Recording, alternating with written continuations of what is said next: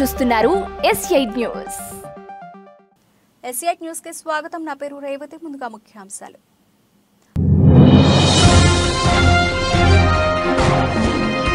King Charles త్వరగా కోలుకోవాలి. తాజాగా స్పందించిన ప్రధానమంత్రి నరేంద్ర మోదీ.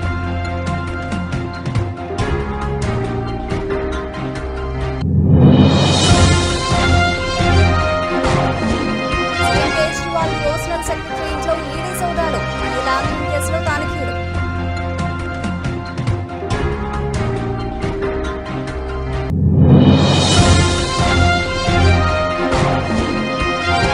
మహారాష్ట్రలో కాంగ్రెస్ లో వీడనున్న 13 మంది ఎమ్మెల్యేలు షిండే అజిత్ వర్గాల్లో చేరికకు ఏర్పాట్లు.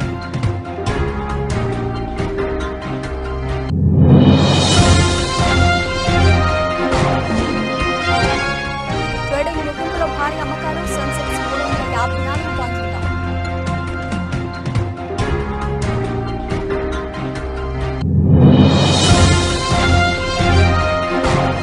అండర్-19 వరల్డ్ కప్ సెమీఫైనల్ దక్షిణాఫ్రికాతో ఆమెను గెలుచుకున్న భారత్.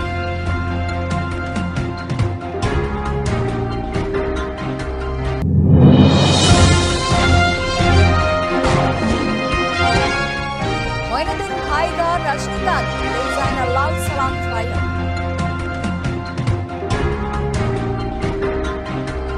ఇక డీటెయిల్స్ చూస్తే బ్రిటన్ రాజు చార్లెస్ III క్యాన్సర్ బారిన పడిన విషయం తెలిసిందే. ఈ విషయాన్ని బకింగ్హామ్ ప్యాలెస్ వర్గాలు వెల్లడించాయి. ప్రస్తుతం ఆయన చికిత్స తీసుకుంటున్నట్లు పేర్కొన్నారు. ఈ నేపథ్యంలో చార్లెస్ III ఆరోగ్యంపై ప్రధానమంత్రి నరేంద్ర మోదీ తాజాగా స్పందించారు.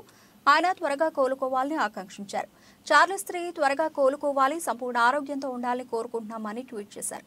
మరోవైపు అమెరికా అధ్యక్షుడు జో బైడెన్, బ్రిటన్ ప్రధాని రిషి సునాక్ సైతం కింగ్ చార్లెస్ త్వరగా కోలుకోవాలని ఆకాంక్షించారు. CM Kejriwal personal secretary Vaibhav Kumar తో పాటు ఢిల్లీ జల బోర్డు సభ్యుడు షాలాబ్ కుమార్ ఇంట్లోనూ ఈడీ ఆఫీసర్లు ఇవాళ తనిఖీలు నిర్వహిస్తున్నారు. దేశ రాజధాని ఢిల్లీలోనే 10 ప్రదేశాల్లో ఆ సోదాలు చేపడుతున్నారు. మనీ లాండరింగ్ కేసులో ఈ తనిఖీలు జరుగుతున్నాయి. పర్సనల్ సెక్రటరీ వైభవ్ కుమార్ తో పాటు ఢిల్లీ జల బోర్డు సభ్యుడు షాలాబ్ కుమార్ ఇళ్లలోనూ ఈడీ ఆఫీసర్లు తనిఖీలు నిర్వహిస్తున్నారు. దేశ రాజధాని ఢిల్లీలోనే 10 ప్రదేశాల్లో తనిఖీలు చేపడుతున్నారు. భారీ స్థాయిలో జరిగిన ఆర్థిక అవకతవకలతో లింక్ ఉన్న కేసులో ఈడీ తన దర్యాప్తు కొనసాగిస్తున్నట్లు తెలుస్తోంది. ఆమ్ ఆద్మీ పార్టీ సన్నిహితుల ఇళ్లలోనూ ఈడీ తనిఖీలు నిర్వహిస్తోంది. అధికారులతో పాటు రాజకీయ పార్టీతో లింక్ ఉన్న కోణంలోనూ విచారణ జరుగుతోంది. ఇటీవల మాజీ మంత్రి మిలింద్ దేవ్రా కాంగ్రెస్ ను వీడి శివసేనలో చేరారు. అదే బాటలో మహారాష్ట్ర కాంగ్రెస్ కీలక నేతలు త్వరలో పార్టీని వీడనున్నారు.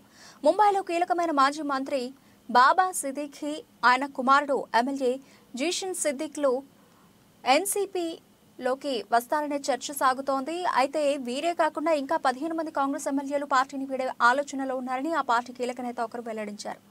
ఓ ఇంగ్లీష్ వెబ్సైట్ ప్రచురించిన ఈ వార్త రాష్ట్ర రాజకీయ వర్గాల్లో ఉత్కంఠ రేపుతోంది. అజిత్ పవార్ వర్గంలోకి ముస్లిం ఎమ్మెల్యేలతో సహా ఇతర కాంగ్రెస్ నేతలను చేర్చుకోవడం ద్వారా ముంబైలో మహాకూటమి బలాన్ని పెంచుకునేందుకు బీజేపీ ప్రయత్నిస్తోంది. బీజేపీ చేర్చుకోవాలనుకుంటున్న వారిలో ఈడీ కేసులు ఎదుర్కొంటున్న ఎమ్మెల్యేలు ఉన్నారు. రాహుల్ గాంధీ న్యాయ యాత్ర ముంబైకి చేరుకోకముందే వీరంతా పార్టీ ఫిరాయింపులకు పాల్పడేలా బీజేపీ స్కెచ్ వేసిందని కాంగ్రెస్ కీలక నేత తెలిపారు. నల్గొండ కలెక్టరేట్లోని సమావేశ మందిరంలో విలేకరుల సమావేశంలో రాష్ట్ర రోడ్లు, భవనాలు, సినిమాటోగ్రఫీ శాఖ మంత్రి కోమటిరెడ్డి వెంకటరెడ్డి మాట్లాడారు.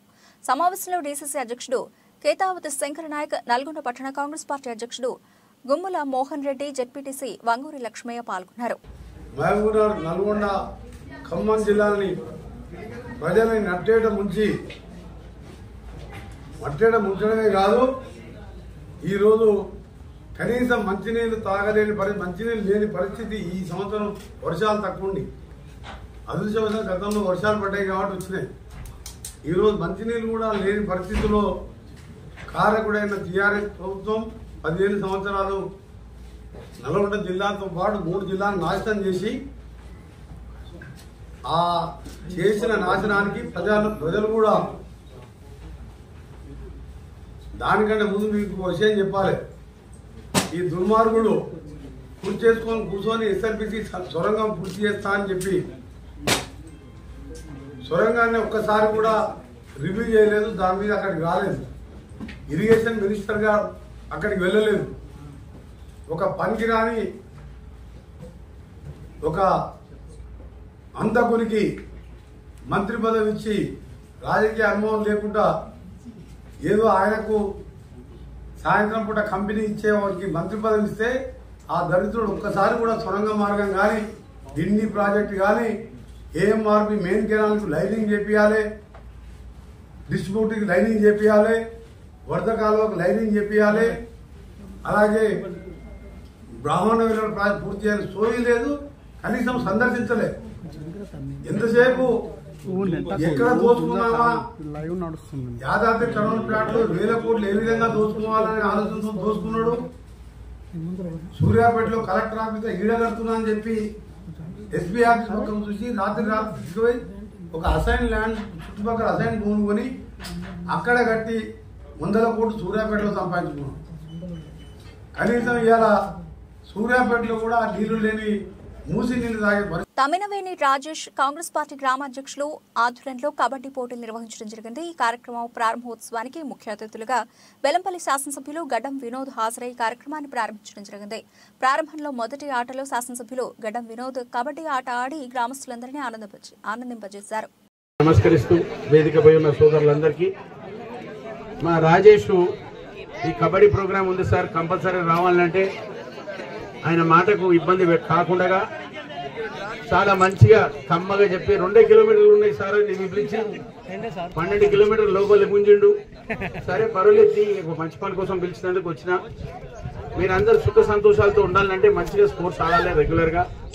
నిన్ననే మేము ఒక క్రికెట్ టీం చేసినాం, మా నాయన గురించి స్టార్ట్ చేయడానికి నేను మా తమ్ముడు కలిసి. అట్లనే ఇక్కడ మన క్రికెట్ ఉందా ఉంటే మళ్ళీ టీం ఏంది కబడ్డీ క్రికెట్ ఆడుతుందా? తయారు చేయి. అట్లనే వీళ్ళని కూడా మంచిగా ఇచ్చాయి. కబడ్డీ ఆడితే నిజంగా మనుషులకు చాలా జోష్ వస్తుంది. నేను కూడా చిన్నప్పుడు ఆడుతుంటే, కానీ ఇప్పుడు జర వయసు అయింది, అందుకోసం ఆడలేకపోతున్నా. అప్పటికి ట్రై చేయొచ్చు, ఒక ఛాన్స్ తీసుకోవచ్చు. కానీ కబడ్డీ ఆడిన తర్వాత జనాలు కూడా కొంచెం ఓపికతో ఉండాలి. రేషం పెరుగుతుంది, కొట్లాటలు పెరుగుతాయి, అన్ని పెరుగుతాయి. దీన్ని ఒక్కటి ఓపిక పెట్టుకోవాలి, గదే అందుకోసం కబడ్డీ అంటారు. కబడ్డీలోకి వెళ్ళి మనిషి చాలా నేర్చుకుంటాడు. ఓపిక, సహనం, వర్కింగ్ చేసే కెపాసిటీ, ఎడ్యుకేషన్ అన్నీ పెరుగుతాయి. ఈ టోర్నమెంట్ని గ్రాండ్ సక్సెస్ కావాలని మా రాజేష్కు, గొల్లపల్లి గ్రామ ప్రజలందరికీ మళ్ళొకసారి కంగ్రాచులేట్ చేస్తూ, గట్టు మల్లేషు, హరీషు, ఇక్కడ ఉన్న ప్లేయర్స్ అందరికీ ఆల్ ద బెస్ట్. మీరు ఎల్లకాలం మంచిగా ఇట్లా ఆడుకుంటూ సంతోషాలతో ఉండాలని నేను కోరుకుంటూ, ఇప్పుడు best wishing the team all the best, అంతా ఎల్లకాలం మంచిగా ఉండాలని కోరుకుంటూ సెలవు తీసుకుంటున్నాను. మన కోసం మీ జగన్ 124 సార్లు బటన్ నొక్కారు. మనం ఒక్కసారి 2 బటన్లు నొక్కలేమా అని ప్రతి ఇంటికి వెళ్లి చెప్పండి అని సీఎం జగన్మోహన్ రెడ్డి అన్నారు.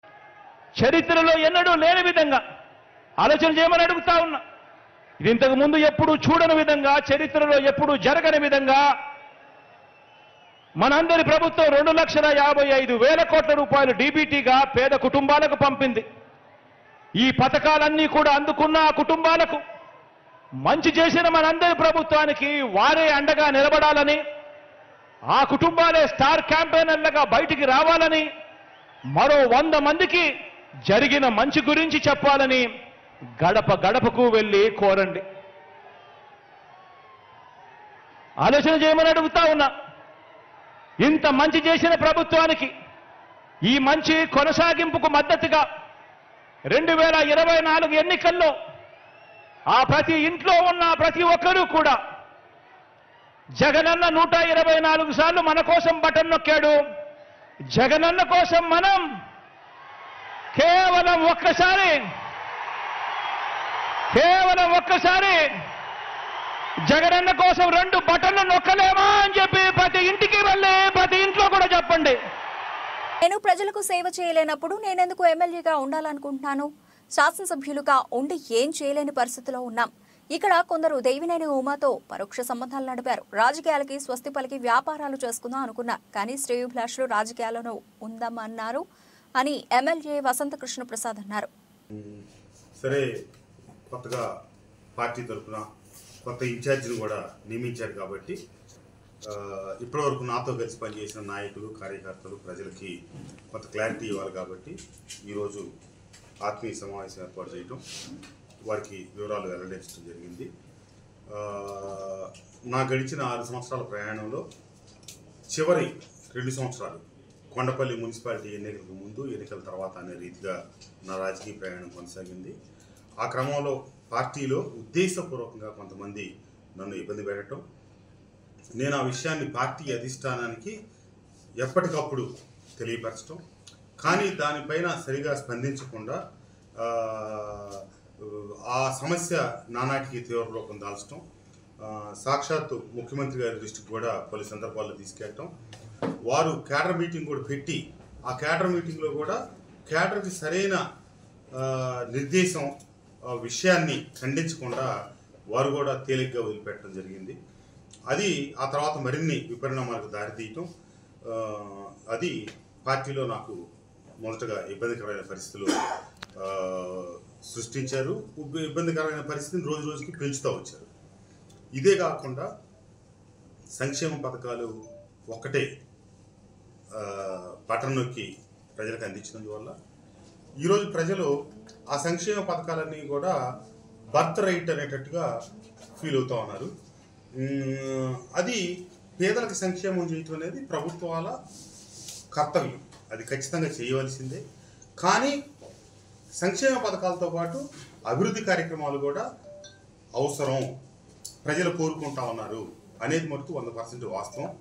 మేము గడప గడపకి వెళ్ళినప్పుడు, ఇతరత్ర గ్రామాల్లో కార్యక్రమాలకు వెళ్ళినప్పుడు ప్రజలు మీరు ఇచ్చారు మేము తీసుకుంటా ఉన్నాం, అవన్నీ అనవసరం, మీరు చెప్పారు మీరు ఇచ్చారు, మీరు ఇస్తున్నారు కాబట్టి మేము తీసుకుంటా ఉన్నాం, మరి మా ఇంటి ముందు కాలువ ఏది, మా ఇంటి ముందు డ్రైనేజ్ ఏది, లేదా మా ఇళ్ళకి పంపులు వేయి, మా ఇళ్ళకి కరెంట్ స్తంభాలు అంటే వీటన్నిటికీ చెప్పడం సమాధానం ఇబ్బంది అయింది. ఇటు సంక్షేమం అటు అభివృద్ధి బ్యాలెన్స్డ్గా వెళ్ళాల్సిన అవసరం ప్రభుత్వాల మీద ఉంది. కానీ మనం ఏ కారణాల చేతనో ఒక విషయంలోనే మాట మీద నిలబడడం తప్పితే ఒక విషయాన్ని పూర్తిగా విస్మరించడం ప్రజల్లో ఇబ్బందికరమైన పరిస్థితి. అటు పార్టీలో నాకు జరిగిన ఇబ్బంది, ఇటు అభివృద్ధి విషయంలో నేను మొదటి నుంచి నా నియోజకవర్గానికి నేను తొలిసారిగా శాసనసభ్యుడైన మొదటి రోజు నుంచి చివరి రోజు దాకా ముఖ్యమంత్రి గారికి ఇచ్చినటువంటి మహబూబాబాద్ జిల్లా కేంద్రంలోని మాజీ ఎమ్మెల్యే శంకర్ నాయక్ క్యాంపు కార్యాలయంలో జరిగిన మీడియా సమావేశంలో ఆయన మాట్లాడుతూ నల్గొండ, ఖమ్మం, వరంగల్ పట్టభద్రుల ఎమ్మెల్సీ నియోజకవర్గ ఎన్నిక కోసం డిగ్రీ అర్హత సాధించిన ప్రతి ఒక్కరి చేత ఓటర్ల నమోదు ప్రక్రియను బీఆర్ఎస్ పార్టీ శ్రేణులు వేగవంతం చేయాలన్నారు. పార్టీ కన్నతల్లి లాంటిదని, కాపాడుకుంటే అందరం బాగుంటామని, రానున్న స్థానిక సంస్థల్లో బీఆర్ఎస్ పార్టీ సత్తా చూపి పార్టీకి పూర్వ వైభవం తీసుకువస్తామన్నారు. మన కుటుంబ సభ్యులు, మా కుటుంబంలో కూడా 4 ఉన్నారు. నేను, మా భార్య, మా 2 పిల్లలు. అలాగే ఫస్ట్ మన కుటుంబంలో ఎవరెవరైతే ఉన్నారో మీరు దయచేసి ఇవాళ చేయండి. రేపు ప్రతి ఒక్కళ్ళు, నేను నియోజకవర్గంలో ఉన్న ప్రతి గ్రాడ్యుయేట్ను నేను హృదయపూర్వక నమస్కరించి మనవి చేస్తున్నా. దయచేసి మీరందరూ నమోదు చేసుకోవాలి. మీ పవిత్రమైన ఓటు, మీ అమూల్యమైన ఓటు గ్రాడ్యుయేట్ ఎమ్మెల్సీకి మీరు ఉపయోగించుకొని మంచి వ్యక్తిని ఎన్నుకోవాలి. ఇందులో కూడా ఉంది, ఇక్కడ కూడా ఫామ్ 18 అని చెప్పేసి ఎలక్షన్ కమిషన్ ఆఫ్ ఇండియా ఇది ఉంది, ప్రతి సెంటర్లో కూడా ఉంది. ఇది దయచేసి ఇవాళ రేపు గ్రాడ్యుయేట్ సోదరులు ఉపయోగించుకోవాలని చెప్పి నేను మనసా వాచా కోరుకుంటున్నా. నాకు కూడా కొద్దిగా జాప్యమైంది. నేను అనుకోకుండా సడన్గా అమెరికా పోవడం జరిగింది. మొన్న మండేనే రావడం జరిగింది. ఆ రోజు నుంచి నేను మండలం ఊరు గ్రామాలు చెప్పడం జరిగింది. కానీ ఇలా తెలియపరచాలి, నా గ్రాడ్యుయేట్ సోదరులను చెప్పాలి, మీడియా ద్వారా ఒక మెసేజ్ ఇవ్వాలనే ఉద్దేశంతో ఇవాళ మా గ్రాడ్యుయేట్ సోదరులకు ప్రతి ఒక్కరికి చెప్పడం జరిగింది. దయచేసి మీరందరూ నమోదు చేసుకొని రాబోయే రోజులలో మన క్యాండిడేట్ను అత్యధిక మెజార్టీతో గెలిపిస్తారని చెప్పి ఆశిస్తూ, గ్రాడ్యుయేట్ ఎమ్మెల్సీని ఎన్నుకునేది కేవలం గ్రాడ్యుయేట్స్ మాత్రమే. అంటే మనం నేరుగా ఎన్నుకుంటాం, మనకు అదొక గొప్ప అవకాశం. గతంలో మంచి హేమాహేమీలు, విద్యావంతులు వాళ్ళందరినీ కూడా శాసన మండలికి పంపించినటువంటి ఘనత ఈ పట్టభద్రులదే. వాళ్ళు వాళ్ళ గళాన్ని విప్పి ఈ రాష్ట్ర సాధన కోసం కానీ, రాష్ట్ర అభివృద్ధి కోసం కానీ ఒక ఆదర్శాన్ని వారు చూపడం జరిగింది, ఒక బాటను వేయడం జరిగింది. ఆ రకంగా ఈ ఎన్నికల్లో కూడా ప్రభుత్వాన్ని ప్రశ్నించేటువంటి గొంతును పంపించాల్సిందిగా ఈ సందర్భంగా మేము విజ్ఞప్తి చేస్తున్నాం. ఎన్టీఆర్ జిల్లా కంచికచెర్ల మండలం కీసరా, పెండ్యాల గ్రామాల్లో పల్లె ప్రధాన జనసేన కార్యక్రమంలో పాల్గొని ప్రజల సమస్యలను అడిగి తెలుసుకున్న జనసేన పార్టీ సమన్వయకర్త తమ్మళ్లపల్లి రమాదేవి. ఈ సందర్భంగా రమాదేవి మాట్లాడుతూ పెండ్యాల గ్రామంలో మైనారిటీ సోదరులకు జనసేన పార్టీ అండగా ఉంటుందని భరోసా ఇచ్చారు. పోలేదు కాబట్టి మనం అందరం కూడా ఇప్పుడు ఈ పల్లె ప్రధాన జనసేన అనే కార్యక్రమం ద్వారా ప్రతి నియోజకవర్గంలోని ప్రతి మండలంలో 3 గ్రామాలని ప్రతిరోజు సందర్శిస్తున్నాం. మేము 3 గ్రామాలు ఇంటింటికి వెళ్ళి కనుక్కుంటున్నాము. ఎక్కడ చూసినా అన్ని సమస్యలే తప్ప పరిష్కారం వైపుకి ఒక్కరు కూడా తొంగి కూడా చూడలేదు. అలాంటి సమయంలో మనం ఏం చేయాలి? జనసేనాని పవన్ కళ్యాణ్ గారి యొక్క సూచనల మేరకు మనం ఇక్కడ సమస్యలను తీసుకొని అధికారులతో అర్జీలు పెట్టి మనం ఆ సమస్యకు పరిష్కారాలను పొందాలా లేదా? 5 సంవత్సరాలకు ఒకసారి ప్రభుత్వాలు మారిపోతుంటాయి, కానీ అధికారులు అనేవాళ్ళు 30-35 సంవత్సరాలు చేస్తారు. వాళ్ళు చేస్తారు, మనం తీసుకెళ్లే మనుషులు, వ్యక్తులు, అలాంటి వ్యక్తులు వెళ్ళినప్పుడు ఖచ్చితంగా వాళ్ళు గౌరవించి మన్నించి అలాంటివి మనకు చేస్తారు. అవి చేస్తే సరే. ఈ 2 నెలల్లో లేదు అంటే మనకు చేయడానికి చాలా ఉన్నాయి. మీకెవరు భిక్ష వేయడం లేదు. మీకు రావాల్సిన హక్కులు వాటిని మీరు పొందాలి, పొందే తీరాలి. ఏంటో చెప్పండి, ప్రాబ్లం ఏదో చెప్పండి, నేను చెప్తాను. మీరే ధైర్యంగా మాట్లాడుతున్నారమ్మా. కాళ్ళని ఇచ్చారండి జగనని, నెలకి ఇవ్వకుండా ఏడో గుడుగులో ఇచ్చారండి. ఎట్టుపోయి ఉంటారు, ఇచ్చారు మా బంకిరావు. వీళ్ళ పనులు ఒక చోట పెట్టుకొని ఊరికి దూరంగా కాలనీల పేరిట వాళ్ళకి ఇళ్ల స్థలాలు 4 కిలోమీటర్ల దూరం ఊరికి ఇస్తే వాళ్ళు కాదండి అక్కడ కాలనీలు అసలు ఎలా నిర్మిస్తారు? వాళ్ళ పనులకి రోజు వచ్చి వెళ్ళాలంటే ఎంత దూరము? అక్కడ వాళ్ళకి వాటర్ ఫెసిలిటీ ఇక్కడే వాటర్ ఇవ్వలేదు, ఇక్కడే డ్రైనేజ్ సిస్టమ్ బాగాలేదంటే ఊరికి దూరంగా పెడితే అక్కడ నీళ్ళు ఎక్కడి నుండి వస్తాయి? మీకు రోడ్ ఎక్కడి నుండి వస్తుంది? మీకు ఎలక్ట్రిసిటీ డిపార్ట్మెంట్ నుండి మీకు కనెక్షన్ ఎక్కడి నుండి వస్తుంది? ఇలా ఏది ఉండదు అక్కడ. మీకు రోడ్డు ఉండదు, నీళ్లు ఉండదు, కరెంట్ కనెక్షన్ రాదు. ఇంకేం చేయగలుగుతారు? అప్పుడప్పుడు వచ్చే తీవ్రమైన వర్షాలకి, తుఫాన్కి మొదటగా దెబ్బతినేది అటువంటి ఏరియాలే. కాబట్టి ఇది మారాలి. మార్పు కోసం మనం ఎదురు చూద్దాం. అదే చెప్తున్నాను. అదే సైబర్ నేరగాళ్ల మోసాల పట్ల ప్రజలు అప్రమత్తంగా ఉండాలని, మోసపూరితమైన ప్రకటనలను నమ్మి డబ్బులు పంపించవద్దని హుజరాబాద్ ఏసీపీ జీవన్ రెడ్డి అన్నారు. వీడవంక మండల కేంద్రంలోని పోలీస్ స్టేషన్లో ఏర్పాటు చేసిన విలేకరుల సమావేశంలో మాట్లాడుతూ గత నెలలో సైబర్ నేరగాళ్లు ఓ వ్యక్తి నుంచి దాదాపు 6 లక్షల రూపాయలు మోసం చేసి వసూలు చేశారని, సకాలంలో బాధితుడు స్పందించి 1930కి కాల్ చేస్తే దాదాపు 3 లక్షల రూపాయలు రికవరీ చేశామని తెలిపారు. ఇటీవల ఈ సైబర్ క్రైమ్స్ చాలా రకరకాలుగా జరుగుతున్నాయి. ప్రజలు చాలా అలర్ట్గా ఉండాలి. ఈ సైబర్ క్రైమ్ జరగకుండా ఉండాలంటే మెయిన్ అవేర్నెస్ ముఖ్యం. ప్రతి ఒక్కరికి కూడా అవేర్నెస్ చేయాలి. స్కూల్ పిల్లలకు, ఫ్యామిలీ మెంబర్స్, అందరు ప్రజలందరూ కూడా అవేర్నెస్ అవసరం. దాని నుంచి మేము ఈ అవేర్నెస్ కార్యక్రమం చేయడానికి ఈ ప్రెస్ మీట్ పెట్టడం జరిగింది. జాబ్ ఫ్రాడ్ పేరిట, తర్వాత కేవైసీ అప్డేషన్ అని రకరకాల చీటింగ్లు జరుగుతున్నాయి. కాబట్టి ఈ ఎవరు ఏ బ్యాంక్ అధికారులు కూడా మీ ఫోన్ల ద్వారా మీ కేవైసీ అప్డేషన్ అని కానీ, మీ ఓటీపీ చెప్పమని, బ్యాంక్ అకౌంట్ నెంబర్ చెప్పమని ఎవరు కూడా అడగరు. ఎవరైనా ఫోన్లో మీ అకౌంట్ డీటెయిల్స్ చెప్పమని, ఓటీపీ చెప్పమని మీరు అడిగినట్టయితే, లేకపోతే మెసేజ్ పంపినా వాళ్ళు మోసగాళ్ళే అని అనుకోవాలి. కాబట్టి ప్రజలు అలర్ట్గా ఉండాలి. మీకు ఎలాంటి డౌట్ ఉన్నా బ్యాంక్ అధికారులను డైరెక్ట్గా సంప్రదించాలి. అంతేగాని ఈ ఫోన్లలో వచ్చే నమ్మకం లేని ఈ మోసపూరితమైన మెసేజ్లను, లింకులను 80% నమ్మి మనం దానిలో ఇన్వెస్ట్మెంట్ చేసిన వారికి ఓటీపీ చెప్పిన మనకు వాళ్ళు వంపే డబ్బులు ఇచ్చిపెట్టి మన అకౌంట్లో ఉన్న డబ్బులు సైబర్ మోసగాళ్ళు మోసంతో దోచుకునే అవకాశం ఉంటుంది.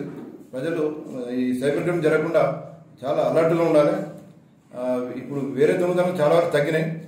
ఈ సైబర్ క్రైమ్స్ను మనం తగ్గించాల్సిన అవసరం ఉన్నది. కాబట్టి ప్రజలందరూ అవగాహన కల్పించుకోవాల్సిన అవసరం ఉంటుంది.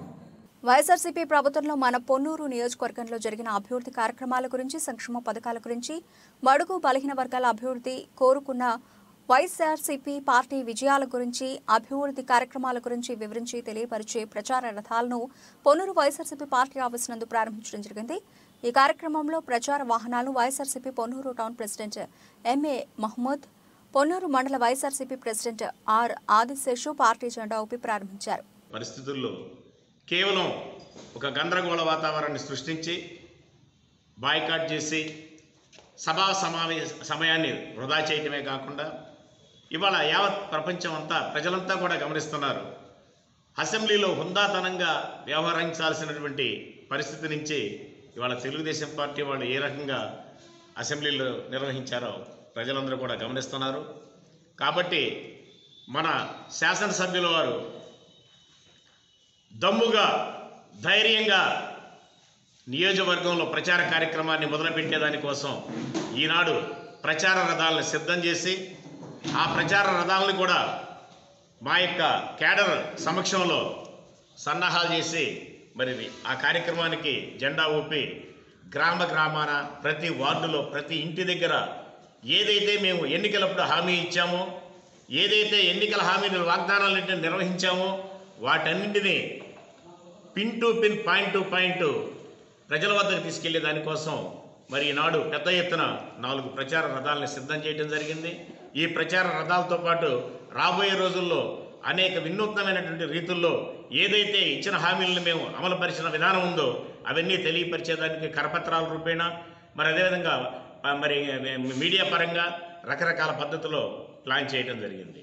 ఇవాళ నియోజకవర్గంలో ఇప్పటికే 1600 కోట్ల రూపాయలు సంక్షేమ కార్యక్రమాలు, అభివృద్ధి కార్యక్రమాలు చేయటం కాకుండా ఇచ్చిన హామీల్ని అమలుపరిచిన దాంట్లో శాసనసభ్యుల వారు కృతజ్ఞులయ్యారని చెప్పేసి తెలియపరుస్తూ మరి ఈనాడు ఇవాళ ఒక దుష్ప్రచారాలు మొదలుపెట్టారు. తెలుగుదేశం పార్టీ వాళ్ళు ఎప్పుడో వారానికి వస్తారో 10 రోజులకు వస్తారో 4-5 కండవాలు వేయటం, ఆ కండవాలు వేసిన తర్వాత ఇంకేముంది వైసీపీ పార్టీ అంతా కూడా మా టీడీపీలో మిళితమైపోతుంది, మా పార్టీ చాలా బ్రహ్మాండంగా ఉందని చెప్పేసి వాళ్ళ ఉనికిని చాటుకునే దానికోసం ఈ చిన్న ప్రయత్నాలు. ఒక పక్కన మా నాయకుడు జగన్మోహన్ రెడ్డి గారు సిద్ధం అనే కార్యక్రమం ద్వారా లక్షలాది మంది జనంతో కేడర్నంతా కూడా సమాయత్తం చేసి, సోదరులారా ఇది ఏర్పాటు చేసినటువంటిది బహిరంగ సభ కాదు, మా కార్యకర్తల యొక్క కేవలం సమావేశం. రాబోయే రోజుల్లో మీరు లక్షల నుంచి కోట్ల మంది జనాభాతో జరిగేటువంటి యుద్ధం సిద్ధమవుతుంది. కాబట్టి మీరు పొన్నూరు నియోజకవర్గంలో ఎలాంటి కుతంత్రాలు పన్నినా, ఫ్లెక్సీలు జించినా, లేదంటే 4-5 జాయినింగ్లు అయిన వేషధారణలు వేసుకున్నా ఇవన్నీ కూడా ప్రజలంతా కూడా చూస్తున్నారు. ఈనాడు మా వెనకాల బడుగు మహబూబాబాద్ పార్లమెంట్ స్థానం అత్యధిక మెజార్టీతో గెలుస్తామని కాంగ్రెస్ పార్టీ మండల అధ్యక్షులు గోడిసాల రామనాథన్ ధీమా వ్యక్తం చేశారు. మంగళవారం పీనపాక మండలం ఈ బయ్యారం క్రాస్ రోడ్లో గల కాంగ్రెస్ పార్టీ కార్యాలయంలో ఉదయం 9 గంటలకు ఆయన మీడియా సమావేశంలో మాట్లాడారు. కాంగ్రెస్ పార్టీకి అసెంబ్లీలో భ్రమరథం పట్టినట్లే పార్లమెంట్ ఎన్నికల్లో సైతం అదే పందా కొనసాగిస్తామన్నారు. బూత్ కమిటీలను వేస్తున్నామని, ప్రతి బూత్కు 10 మంది సభ్యులు తగ్గకుండా సభ్యులను ఎన్నుకుంటున్నామని తెలియజేశారు. పార్లమెంట్ ఎన్నికల్లో మరోసారి సత్తా చాటుతామని తెలియజేశారు. ఈ సమావేశంలో బండారు సాంబశివరావు, నావాతి శ్రీను, యాలం బుజ్జిబాబు, ఆర్ఏ నవీన్ కుమార్, వార శంకర్, తాళ్లూరి కాంతారావు, కొండేరు సంపత్, వీరముష్టి ఉదయ్ తదితరులు పాల్గొన్నారు. ఈరోజు ఎమ్మెల్యే గారి ఆదేశాల మేరకు పార్లమెంటు ఎన్నికల కొరకు మరి బూత్ కమిటీలు వేయడం జరుగుతుంది. ఈ బూత్ కమిటీలో ప్రతి బూత్ కమిటీకి 10 మంది చొప్పున, ఇంకా ఎక్కువనా కూడా 10 మంది, 11 మంది, 12 మంది అయినా బాగలేదు. అంటే ఎందుకు ఇంత పగడమందిగా పార్టీని నిర్ణయం తీసుకుందంటే అసెంబ్లీ కంటే కూడా ఈ మండలంలో ఎక్కువ మెజార్టీ రావాలన్న దాని మీద పార్టీ ఆదేశాలు ఇచ్చింది.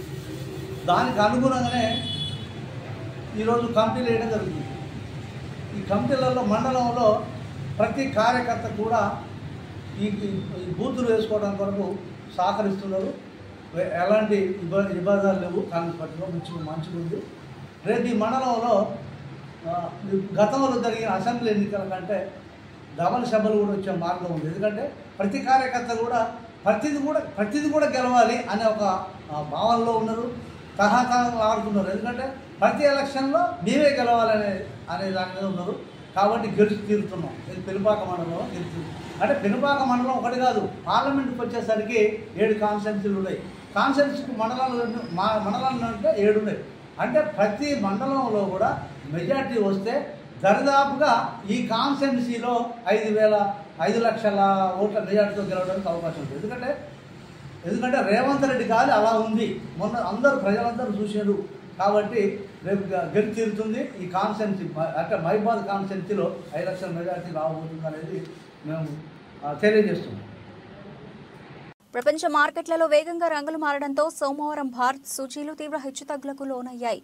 ట్రేడింగ్ ప్రారంభంలో 400 పాయింట్ల మేర పెరిగి 72,386 పాయింట్ల గరిష్ట స్థాయికి చేరిన బీఎస్ఈ సెన్సెక్స్ ముగింపు సమయంలో హఠాత్ పతనాన్ని చవిచూసి 71,602 పాయింట్ల కనిష్ట స్థాయికి పడిపోయింది.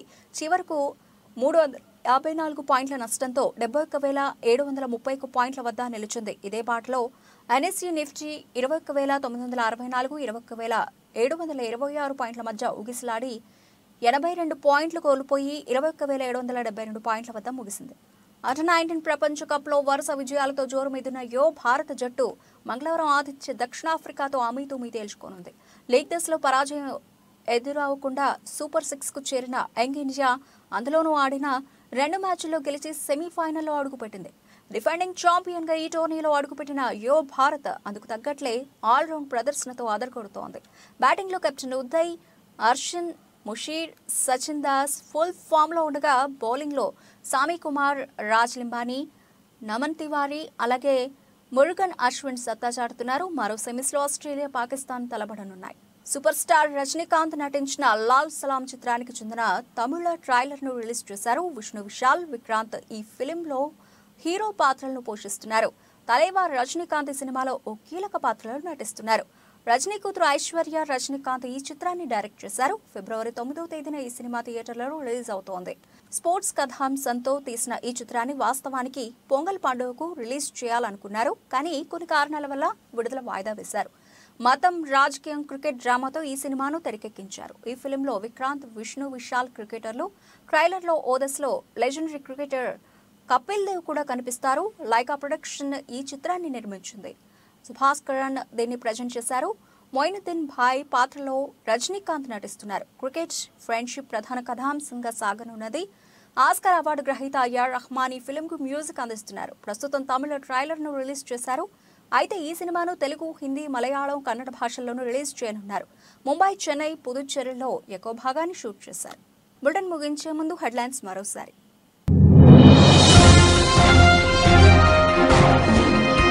కింగ్ చార్లెస్ త్వరగా కోలుకోవాలి. తాజాగా స్పందించిన ప్రధానమంత్రి నరేంద్ర మోదీ.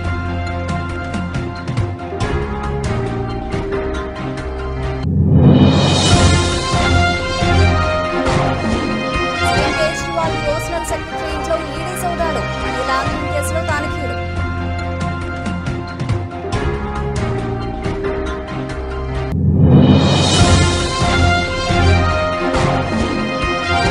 మహారాష్ట్రలో కాంగ్రెస్ లో వీడనున్న 13 మంది ఎమ్మెల్యేలు. షిండే, అజిత్ వర్గాల్లో చేరికకు ఏర్పాటు.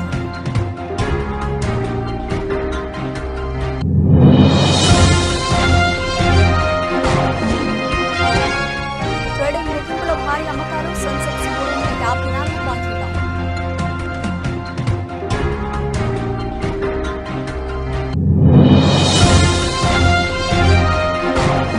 అండర్-19 వరల్డ్ కప్ సెమీఫైనల్ దక్షిణాఫ్రికాతో అమీతుమీ తేల్చుకోనున్న భారత్.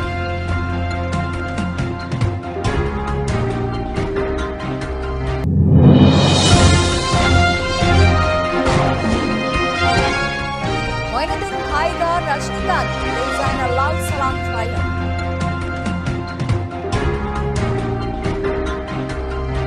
ఇవి ఇప్పటివరకు నిలిచిన అప్డేట్స్. మరిన్ని అప్డేట్స్ తో మళ్ళీ కలుద్దాం. అంతవరకు సెలవు. నమస్తే.